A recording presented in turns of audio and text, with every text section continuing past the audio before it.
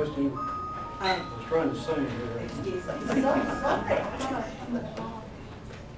Would you support eliminating the sales tax for nonprofit organizations that are active in supporting our public schools? I have no problem supporting that. The dilemma we find ourselves in is there are a number of organizations, one of my favorite, Boy Scouts, have been exempt from sales tax for a long time. We need to make the level playing field. But at the same time, we've got to, when we start cutting taxes, and I'm all for that, we've got to also develop a way to identify agencies and programs that are non-productive and start eliminating them, because you just can't keep cutting taxes and running expenses if you're going to do them both at the same time. So we've got to figure out a way to hold programs accountable, and if they're not accountable, to get rid of them. As far as it goes with making them tax exempt, I would support that completely and totally. And we had several different organizations that came before the legislature this year that were given those tax exemptions. And there's been mention of having to cut certain things.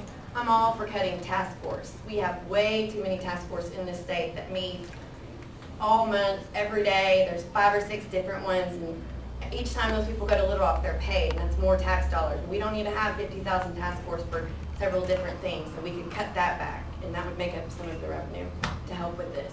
Thank you.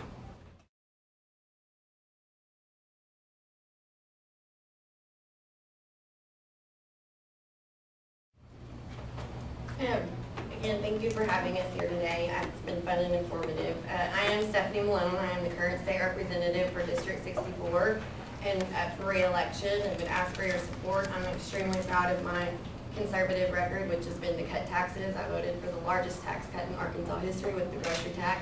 I'll continue to work on cutting the manufacturing utility tax, and as I mentioned earlier, continue working with Dick Trammell, our highway commissioner, on getting the road finished at I-49 and getting rail through Chaffee Crossing, which is huge. I'm very fortunate to, in my other life, my other job, that's what I do. I'm the marketing director for Fort Chaffee. So economic development is always something that I'm very, very passionate about, and I'm going to continue to push that. And I'm going to continue to push making sure people in Little Rock are aware of Fort Smith. A lot of times when we go down there, they forget how close we are to Oklahoma and where we are, and that we are the second largest city in the state. Last month I was able to bring the Transportation Committee here to Fort Smith with Denny, along with the Joint Performance Review Committee, and it was amazing how many people on the committee didn't realize we were literally right across the river from Oklahoma. And a lot of times we forget that what we do in Little Rock affects Fort Smith differently because we are a border town, just like what they do in Oklahoma City affects us differently. So that's what I'm looking forward to doing in my next session. Thank you. Thank you. I want to echo my thanks for the league for sponsoring this. I think these are very valuable every election season, and we need to continue that. Maybe lengthy. I've looked at my opponent and myself, and I have to admit one thing: she'll always be more attractive than I am. And I will not compete there.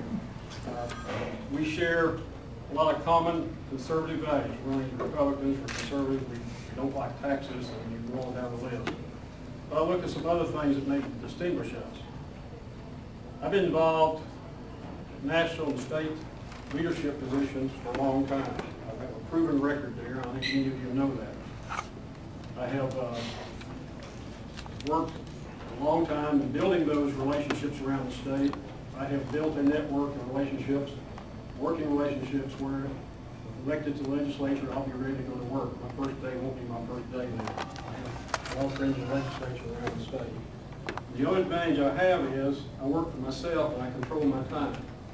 If you watch my experience on the city board, if I needed to spend a day or 5 days on something, I could do that. I'm glad to do that because I believe it's, like I always believe, it's community service. One of the things that will distinguish me from my opponent is I'm decisive in my votes. My tenure on the city board, I've been confronted with over 4,500 votes that I had to decide how to vote, and I vote publicly many times in front of both sides who are pushing something. And all those 4,500 votes, I have yet to not vote. I voted yes or no. And I look at the issue, I study it, I listen to people, I make a decision, I stand by my decision. My opponent in the last session, 90 times out of 828 times, chose not to support either side of the issue. And in a couple of situations, like the quick action closing fund, she chose not to support that. I'm prepared to go down there and work. Thank you.